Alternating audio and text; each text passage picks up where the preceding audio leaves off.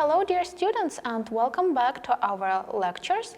I hope you've done your home task because today we're going to proceed with the topic of presentations. Why? Because it's quite expanded topic and I would like to provide to you as much information as possible. So let's take a look at our today's plan. We're gonna one more time talk about presentations. I'll give you new vocabulary, some tips and recommendations. Then will be a grammar part with the perfect tenses, and then as usual we're gonna practice our pronunciation. Let's get started with our vocabulary. It is such phrases here and words that you can use during your presentation. Firstly, it's addressing the audience.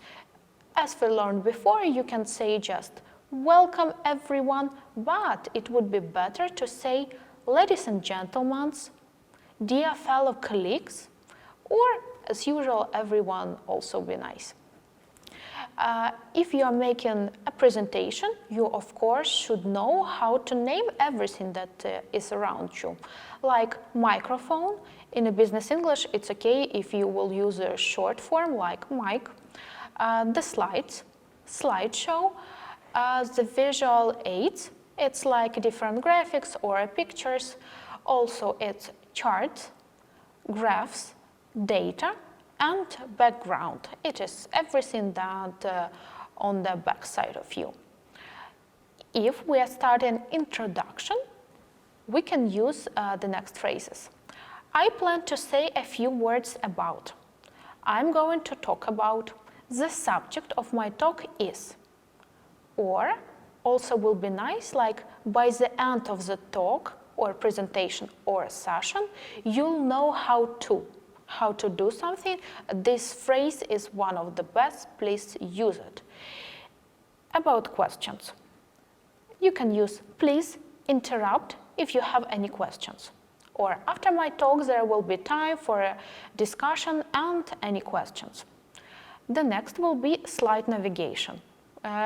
You can use these words when somebody is helping you to demonstrate slides. You can just say above, upper, below, lower, or here, there, you can see such or that things. If you want to interrupt someone, if you are in the role of audience, you can say, oh, I beg your pardon, or excuse me, hold on. Also, wait a second, please. Yes, that's nice. During your speech, you can't talk only facts.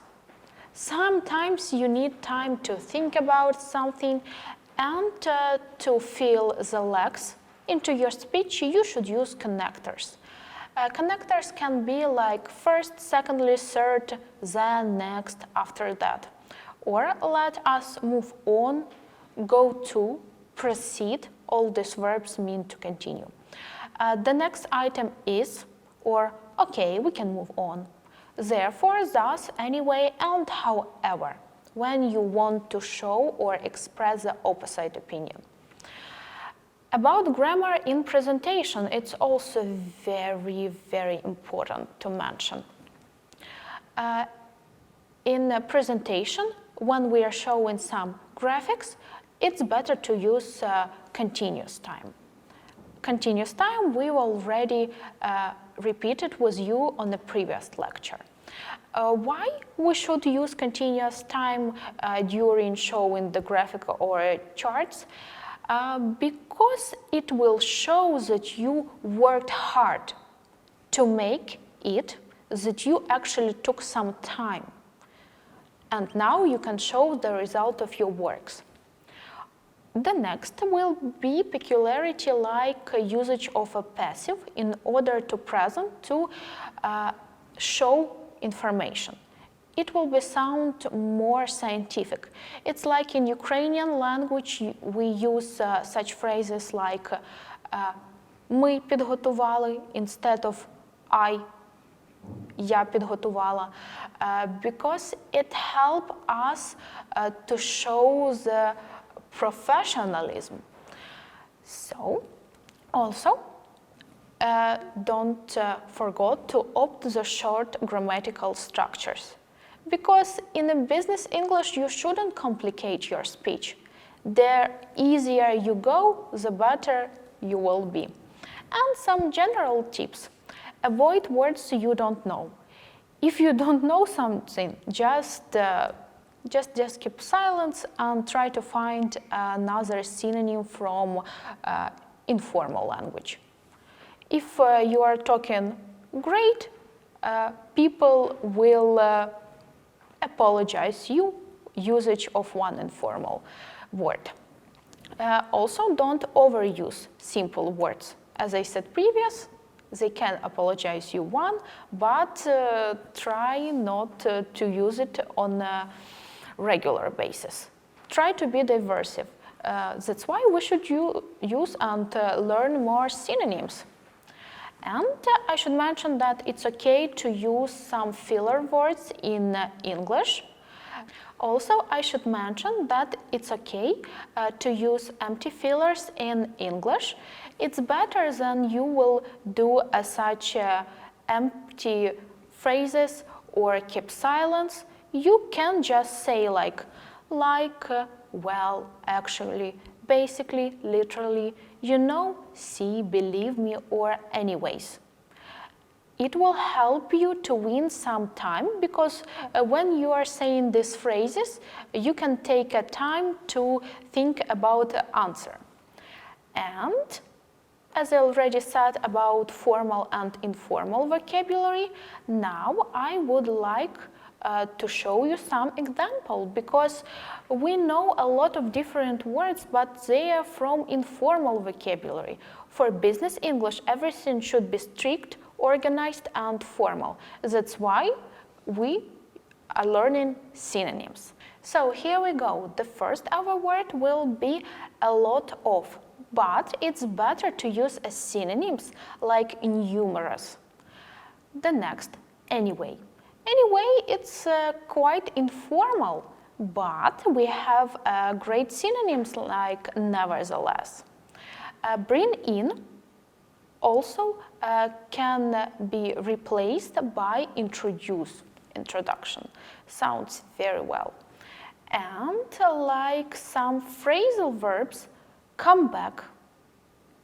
Instead of it, we can use just one verb, return, because we already discussed that it's better in business English use the simple forms.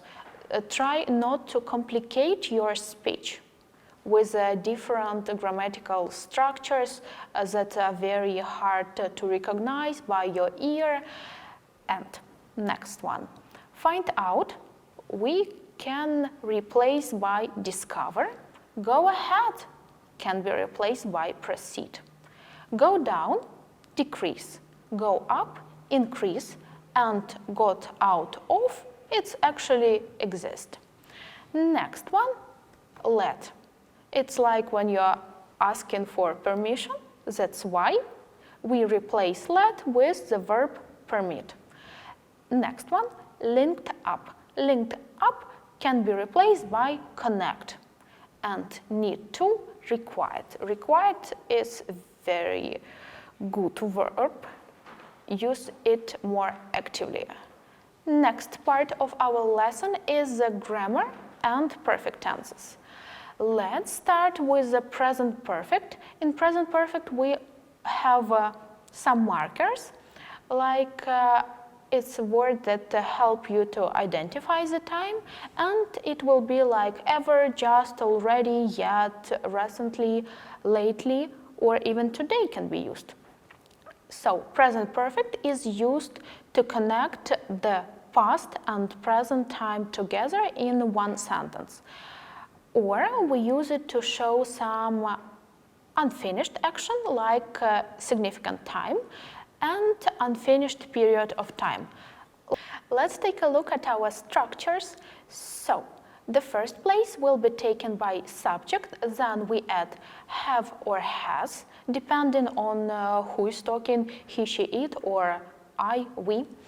And third place will be taken by the verb with ending ed or the third form of verb, like sing, thought.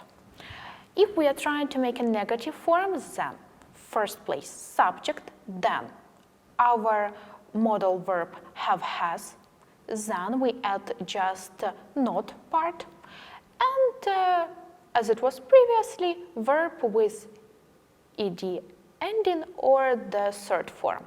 If we are making question, then our have, has will be replaced on the first place, the second will be taken by subject, and the last one with a verb, one more time, ed or third form.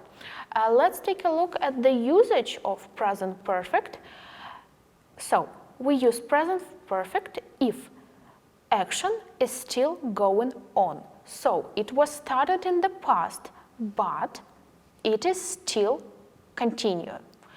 Like we use it to emphasize that the situation hasn't changed. Your advice has always been extremely helpful. We have not yet received a remittance for the goods supplied to you. The next situation when we can use the present perfect will be for the action that stopped recently, like action that have been just complicated in the latest time, and we want to make emphasis not on the action but on the result. I have typed 5 letters. I have just received your mail. So I have typed. By this sentence, we show that action is completed, but we don't care about action. We care about result, about fact that we receive already 5 letters. Next one will be past perfect. Past perfect we use for some action that was happened before the past moment. Now we can continue with considering our structures. So, first place always will be taken by the subject. The second will be for a modal verb, have or has in a past form. In our case, it's had.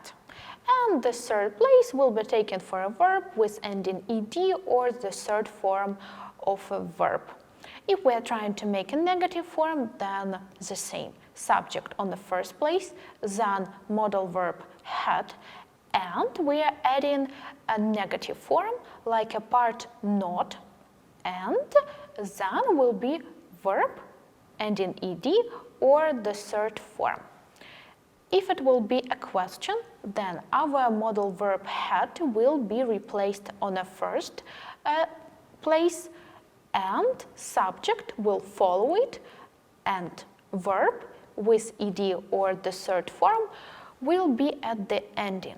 Now I would like to suggest you to consider the use of past perfect. It's very easy because there is actually only one situation when you can use this time. So past perfect is used for actions taking place before a certain time in the past.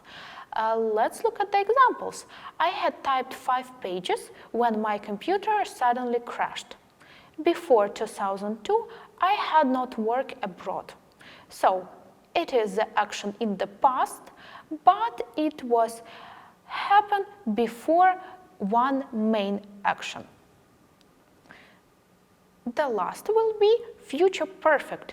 Future perfect we use to show the finishing moment by a point of a time in the future.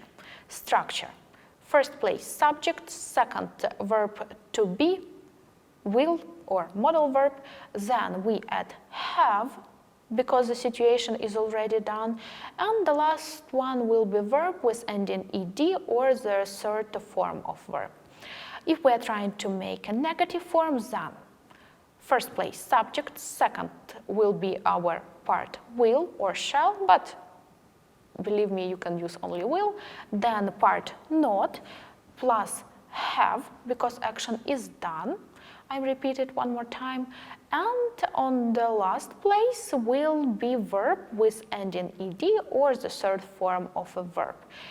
If we are making question, then on the first place we put our will, then it follows by a subject, have, and verb with ending ed or the third form.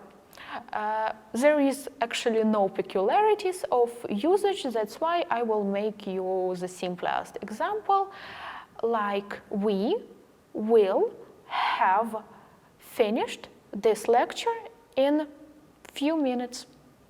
Here we go. Last one will be pronunciation practice. I guess you already know how it works, so I read, you continue after me, then faster, and then you try it on your own.